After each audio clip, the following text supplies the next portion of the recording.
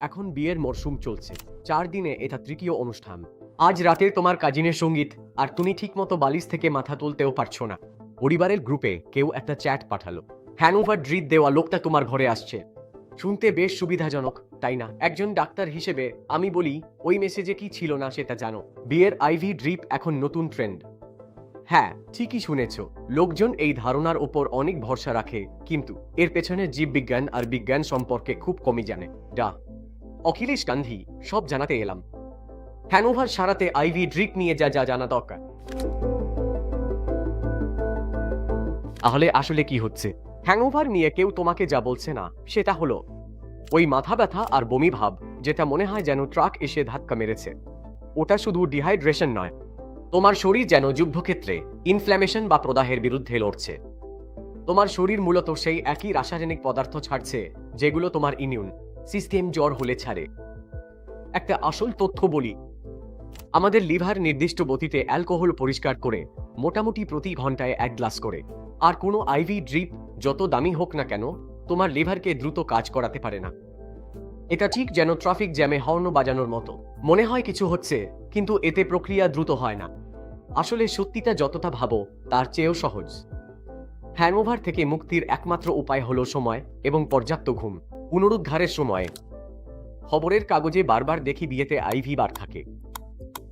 আর তখন আমার মাথায় একটাই প্রশ্ন আসে, এটা কি নিরাপদ? আইভি ব্যাগটা সাধারণত ঠিকই থাকে, এর চারপাশের ব্যবস্থাটাই আমাকে ভয় দেখায়।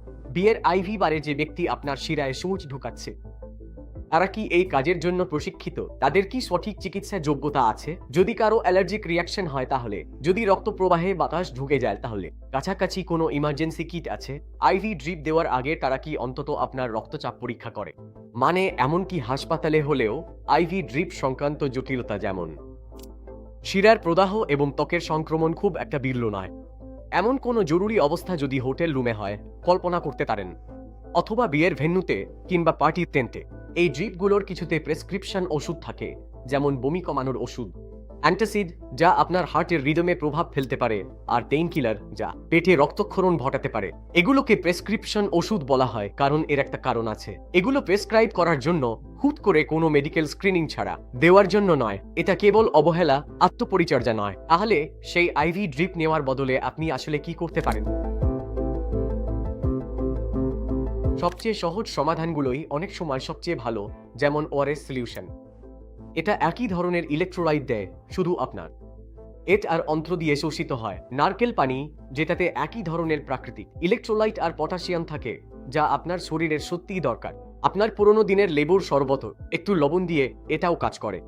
আর সবচেয়ে গুরুত্বপূর্ণ, বিশ্রাম আর ঘুম, কারণ আপনার অনেকটা দরকার। এই যুগান্তকারী হ্যাংওভার মোকাবিলার পদ্ধতির মোট খরচ 100 টাকারও কম, এবং এর ফলাফল সেই দামি আইভি ড্রিপের মতোই, এমনকি কখনো কখনো আরও ভালো। এটা সমর্থন করার মতো যথেষ্ট গবেষণা আছে। আপনাকে একটা জীবন বাঁচানো পরামর্শ দিয়ে যাই।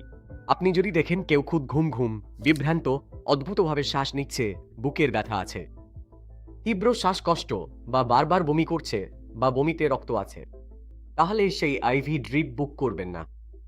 এটা অ্যালকোহল বিষক্রিয়া হতে পারে, বা আরো ভয়ানক কিছুও হতে পারে। সঙ্গে সঙ্গে জরুরি চিকিৎসা কেন্দ্রে যান। আরেকটা কথা বলবো, দায়িত্ব নিয়ে পান করুন, বিয়ে উপভোগ করুন, কিন্তু কিভাবে সুস্থ হবেন সেটা নিয়ে একটু বুদ্ধি খরচ করুন। আমরা এই চ্যানেলে বর্বর স্বাস্থ্য বিষয় নিয়ে কার্যকরী পরামর্শ দিয়ে থাকি, তাই দয়া করে সাবস্ক্রাইব করুন আর বেল আইকনে ক্লিক করুন।